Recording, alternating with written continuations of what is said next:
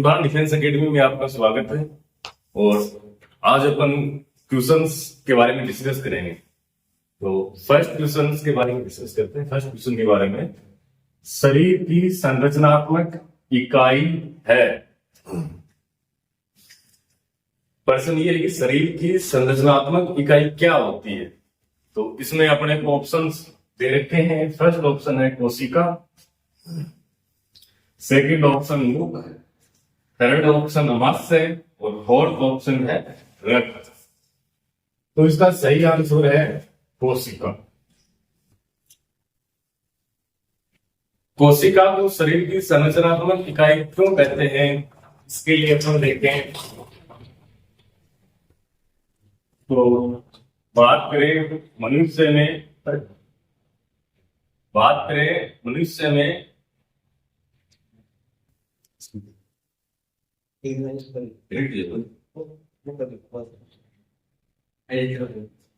मनुष्य में बात करें तो नर युग्मक, मादा युग्मक,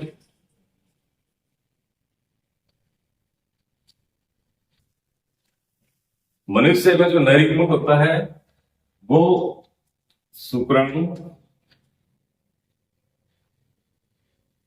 और मादा युग्मक अंडाणु होता है।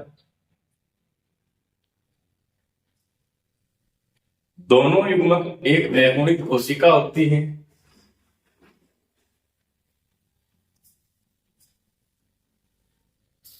अगुणित कोशिका। और अंडाणु में क्या होता है, अगुणित कोशिका।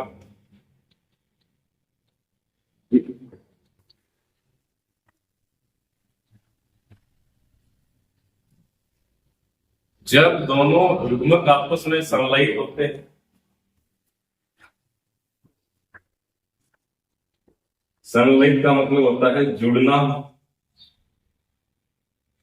तो इन दोनों के संलयन से या इन दोनों के आपस में जुड़ने से ह्यूमनस का निर्माण होगा।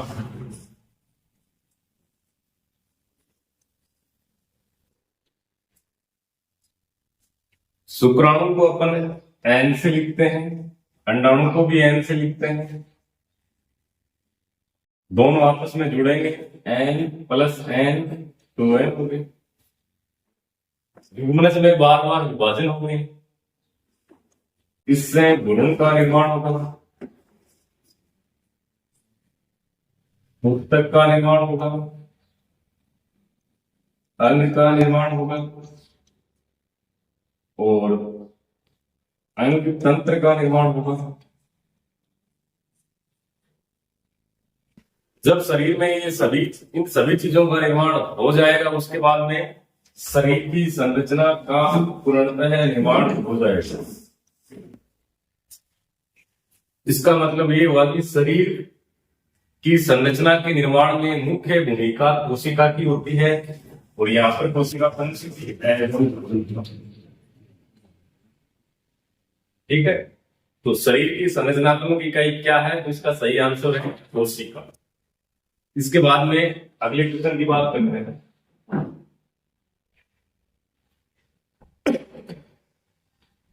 अगला क्वेश्चन है, कोशिका का पावर हाउस किसे कहते हैं। फर्स्ट ऑप्शन है कोशिका, second option mitochondria, third option ribosome, fourth option है इसमें से कोई भी। इसका सही आंसर है माइटोकॉन्ड्रिया। माइटोकॉन्ड्रिया को कोशिका का पावर हाउस या शक्ति ग्रह क्यों कहते हैं, इसको अपन डायग्राम से डिस्कस करते हैं।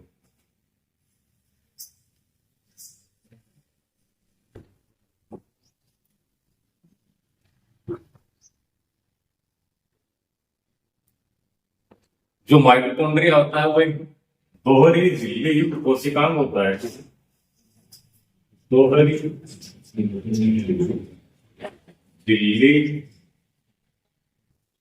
युक्त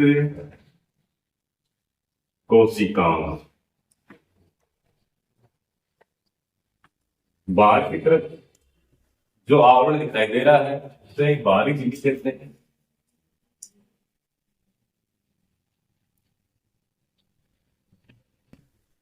इसके अंदर की तरफ जो झिल्ली दिखाई दे रही है उसे आंतरिक झिल्ली कहते हैं।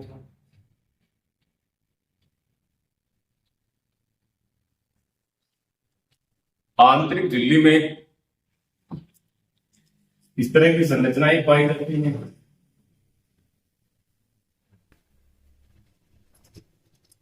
इन संरचनाओं को F1 कण कहते हैं। इन F1 कण में ऑक्सीकारी एंजाइम्स पाए जाते हैं। ऑक्सीकारी एंजाइम्स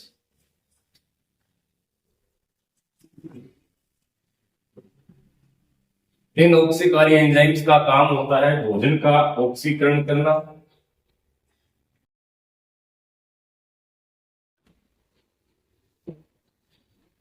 भोजन का ऑक्सीकरण करना। जैसे जैसे भोजन का ऑक्सीकरण होता रहेगा ऊर्जा का निर्माण होगा।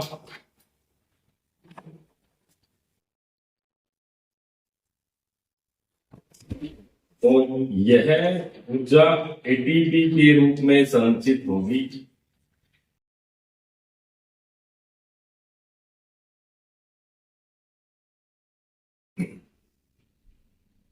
यह जो एटीपी है ये ऊर्जा का एक रूप होता है। इसकी फुल फॉर्म होती है एडिनोसिन।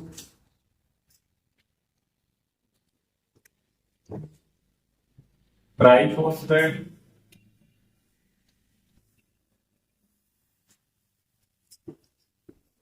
तो जो अपन ने जब भोजन ग्रहण करते हैं अपन उसका ऑक्सीकरण किसके द्वारा होता है? माइटोकॉन्ड्रिया में जो ऑक्सीकारी एंजाइम्स होते हैं उनकी वजह से होता है। ऑक्सीकरण होने पे ऊर्जा का निर्माण होगा। जो ऊर्जा बनेगी वो एटीपी के रूप में संचित रहेगी। जब ऊर्जा का निर्माण हो रहा है तो हम कोई भी कार्य कर सकते हैं। इसलिए कोशिका का पावर हाउस अपन माइटोकॉन्ड्रिया को कहते हैं। इसके बाद में अगले क्वेश्चन की बात करते हैं। अगला क्वेश्चन है लार में कौन सा एंजाइम होता है? फर्स्ट ऑप्शन है टाइलिन, सेकंड टेनिन, थर्ड फोस्फोइनहिबिटोल। तो इसमें जो फर्स्ट ऑप्शन है वो सही है। टाइलिन जो एंजाइम है वो लार में पाया जाता है। लार में अपन बात करें तो ज्यादातर जो मात्रा है वो पानी की होती है। उसके अलावा इसमें टाइलिन एंजाइम पाया जाता है। टाइलिन एंजाइम क्या करेगा? जो स्टार्च होता है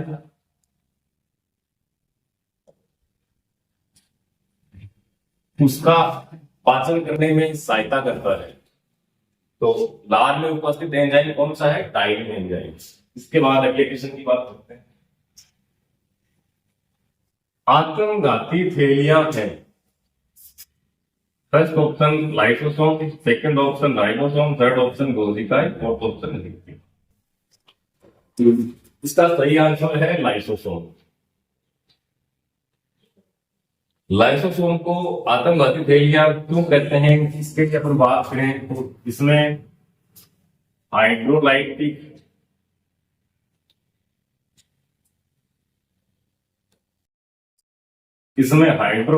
या जल अपघटनी एंजाइम पाए जाते हैं।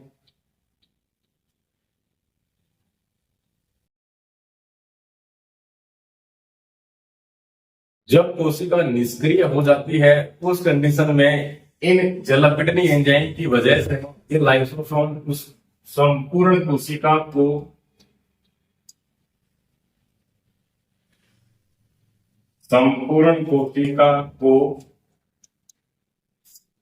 नष्ट कर देते हैं।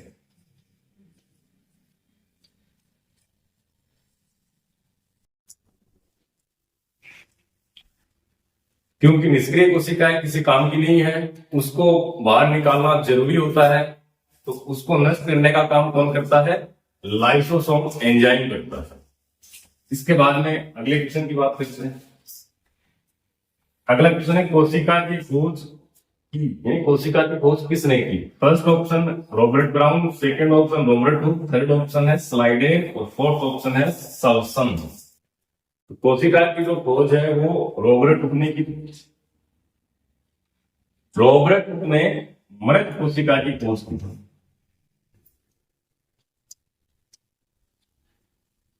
मृत कोशिका की खोज की।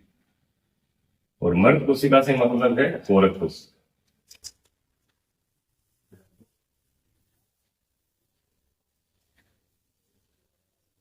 यदि अपन जीवित कोशिका की बात करें,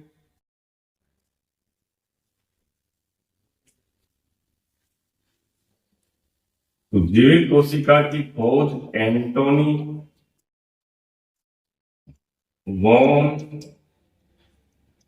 ल्यूवेनहो ने की। तो कोशिका की खोज किसने की?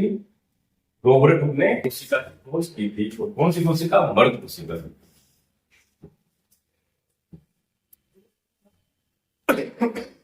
इसके बाद में नेक्स्ट क्वेश्चन है, मनुष्य में गुणसूत्रों की संख्या होती है।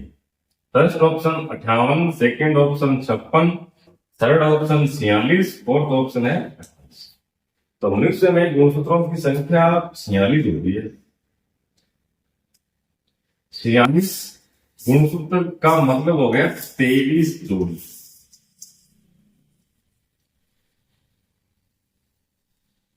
यानी एक जोड़ी में 2 गुणसूत्र पाए जाते हैं। इन 23 जोड़ी गुणसूत्र की बात करें, 22 जोड़ी गुणसूत्र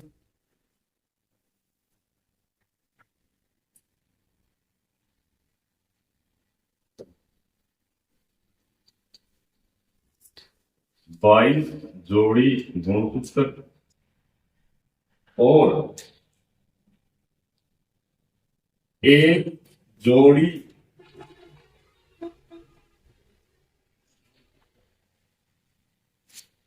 इन एक जोड़ी गुणसूत्र में या तो एक्स एक्स पाए जाएंगे गुणसूत्र, या फिर एक्स वाई पाए जाएंगे, या तो एक्स एक्स या एक्स वाई।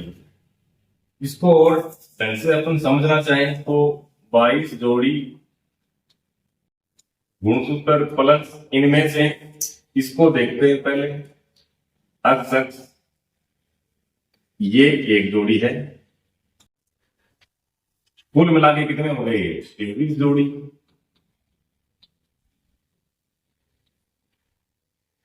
इन 22 जोड़ी गुणसूत्र को काई गुणसूत्र कहते हैं। इस एक जोड़ी गुणसूत्र को लिंग गुणसूत्र कहते हैं। और ये जो व्यवस्था है ये किसमें पाई जाती है?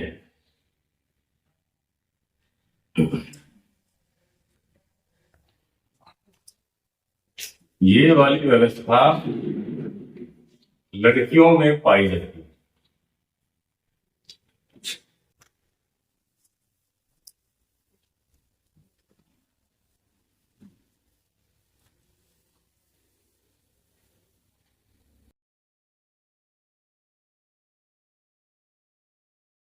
यदि अपन लड़कों की बात करें,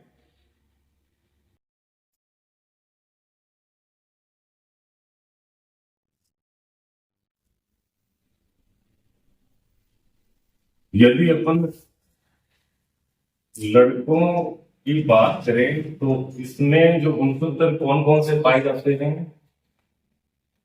22 जोड़ी गुणसूत्र, जिनको काई गुणसूत्र कहते हैं। ये लड़की और लड़के दोनों में समान रहेंगे, लेकिन लिंग गुणसूत्र की बात करें तो यहाँ पे एक्स वाई पाए जाते हैं।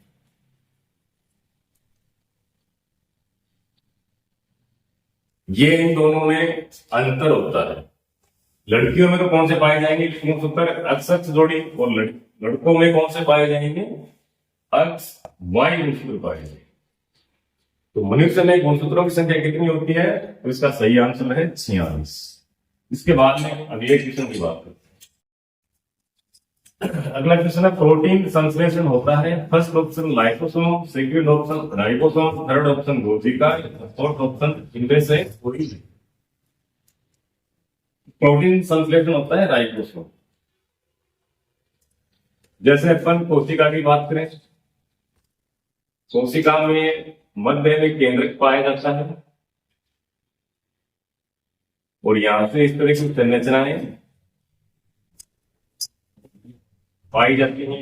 इसको अपन अच्छे से समझना चाहें।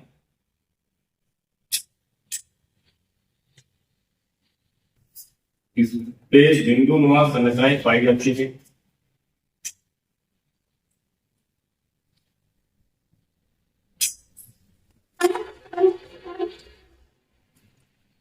इन बिंदु नुमा संरचनाओं को राइबोसोम कहते हैं।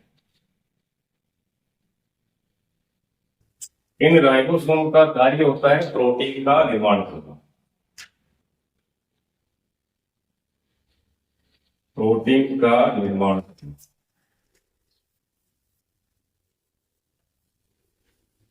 तो इसका सही आंसर है प्रोटीन संश्लेषण कहाँ होता है? इसका सही आंसर है राइबोसोम। और ये वाली जो संरचना इसको कहते हैं अंतः पारदर्शी जालिका। यानी कि जो राइबोसोम जो प्रोटीन संश्लेषण की क्रिया करते हैं, प्रोटीन का निर्माण करते हैं, वो कहां पाए जाते हैं? तो वो अंतः पारदर्शी जालिका के ऊपर पाए जाते हैं। इसके बाद में अगले क्वेश्चन की बात करते हैं। अगला क्वेश्चन है डीएनए मुख्यतः मिलता है। फर्स्ट ऑप्शन केंद्रक, सेकेंड ऑप्शन जीव द्रव्य, third option mitochondria, fourth option इनमें से कोई नहीं। तो इसका सही आंसर है केंद्रक। जैसे मान लो ये कोशिका है, कोशिका के मध्य में केंद्रक उपस्थित है। इस केंद्रक को अच्छे से समझना चाहें तो इसको बार डायग्राम बनाता हूं। ये जैसे केंद्रक हो गया, केंद्रक में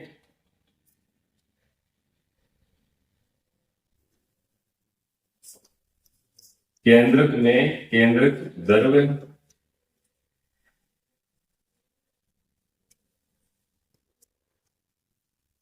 पाया जाता है। इसी केंद्रक द्रव्य में डीएनए उपस्थित होता है। तो डीएनए मुख्यतः कहां मिलता है? इसका सही आंसर है केंद्रक। इसके बाद अगले क्वेश्चन की बात करते हैं। अगला क्वेश्चन है पितरस कहां बनता है? फर्स्ट ऑप्शन अग्नाशय में, सेकेंड ऑप्शन यकृत में, थर्ड ऑप्शन पित्ताशय में, फोर्थ ऑप्शन वर्ग। तो पितरस का जो निर्माण है वो यकृत में होता है।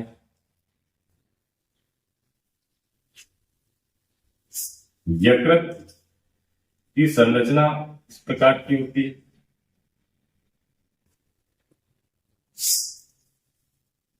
इन कोशिकाओं को हिपेटोसाइट कहते हैं। हिपेटोसाइट इनमें पितरस का निर्माण होता है।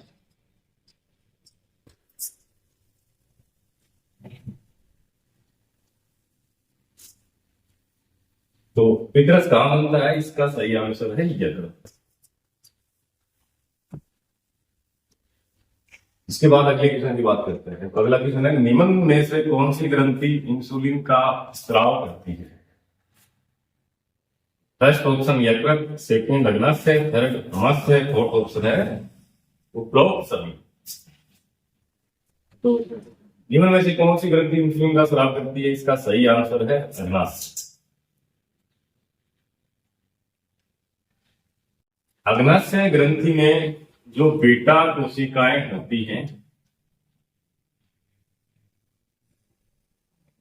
ये बीटा कोशिकाएं इंसुलिन का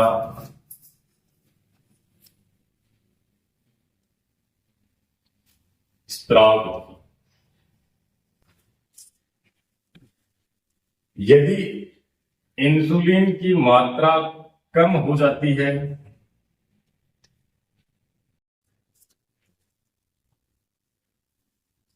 शर्करा ज्यादा बनेगी,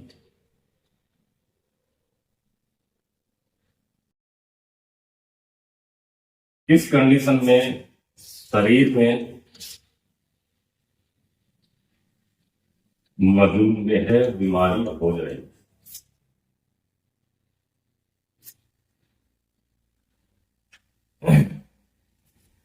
तो निम्न में से कौन सी ग्रंथि इंसुलिन का स्राव करती है? तो इसका सही आंसर है अग्न्याशय ग्रंथि।